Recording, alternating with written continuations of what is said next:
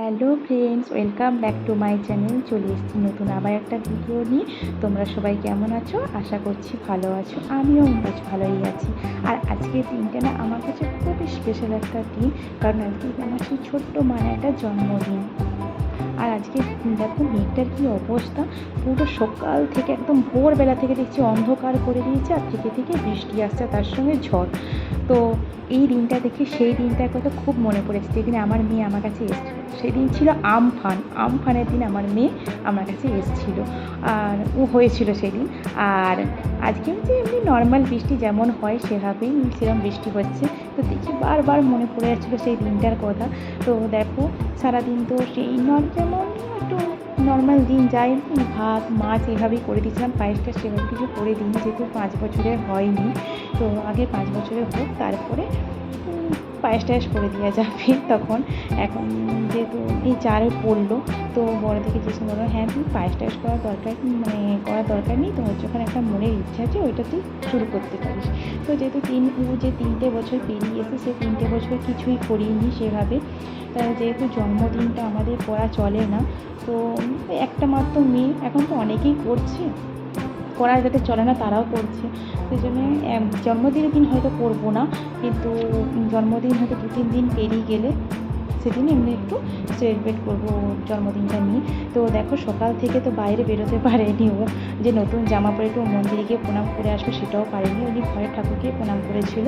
আর এখন একটা নতুন টিউনিতে গেঞ্জি প্যান্ট পরিয়েছি, তো এটা পরেই এখন বাইরে যাব। আরও আমার বাড়ি থেকে বেরোনোর পর অনেকগুলি ঠাকুরের মন্দির পড়ে, তো শীতলা মা, কালী, অনেকগুলোই পরের মন্দির, তো সেগুলোতেই ও প্রণাম করছে। আর দেখো ওর একটা দেখেছি ছোটোর থেকে ঠাকুরের প্রতি এতটা একটা ভক্তি, যে কি বলবো, সারাদিন আর সকাল থেকে রাত পর্যন্ত কতবার যে হরে কৃষ্ণ করে আমি নিজেও কিছু খুঁজে পাই না, ওই একটাতেই কথা হরে কৃষ্ণ। তো দেখো ও ঠাকুরের কাছে দিয়ে দাঁড়িয়ে আছে, আমি নেমে আসবে না কিছুতেই। তো যাই হোক যাচ্ছি সেই ছোট্ট স্বপ্নটা পূরণ করতে। তো একটা স্বপ্ন ছিল যে ওর জন্মদিনটা নিয়ে আমি এভাবেই ও সেলিব্রেট করবো, আমি এভাবে সেলিব্রেট করবো, বড়ো হয়ে যেভাবে করবে, কিন্তু আমি যতদিন বাঁচবো আমি এভাবেই করবো। হয় না রাস্তায়, স্টেশনে যেসব দাদুর বয়সী, ঠাকুমার বয়সী যারা থাকে তাদেরকে একটু হলেও কিছু দেবো। তো ওর বাবাকে বললাম, বাবা তোমার জন্য মনে একটা ইচ্ছে আছে, তাহলে তুমি করো, কিন্তু জন্মদিনের দিন আমার মনে হচ্ছে মিষ্টি দেওয়াটা সবথেকে বেটার। তুমি তাই ঠিক আছে মিষ্টিই দেবো। তো সেই জন্য আমরা রোজগারের যে দোকান থেকে মিষ্টি নিই, তো সেই দোকানেই চলে এসেছি প্যাকিং করতে। তো ওরাই বলে দিচ্ছে কী দিবে না দিবে, সেই জন্য কথা বলছে। তো প্যাকিং করে নিয়ে স্টেশনে চলে এসেছি। স্টেশনে এসে ওইখানে ওই যে ওর পাপা ওর হাতে দিয়ে দিচ্ছে, ও ধরতে পারছে না ঠিক করে, তো ওই জন্য আমাকে একটু হেল্প করতে হচ্ছে। পাপার হাতে তো প্লাস্টিকটা আছে অনেকটা, অনেকগুলো আছে বলে ভারী, ও বলছে তুমি ধরে দাও, ও নাহলে একা দিতে পারছে না। ম্যাঙ্গো কেক, মিষ্টির প্যাকেট, ওই জন্য ধরে একা, বাচ্চা মানুষ তো ওই জন্য হাতে সব কিছু ধরছে না, ওই জন্য ঠিক করে ক্যামেরাটাও দেখছি আমার করা হয়নি। পরে আমি দেখছি যে অন্যদিকে চলে গেছে, আবার কিছু জায়গায় ভিডিও করিনি।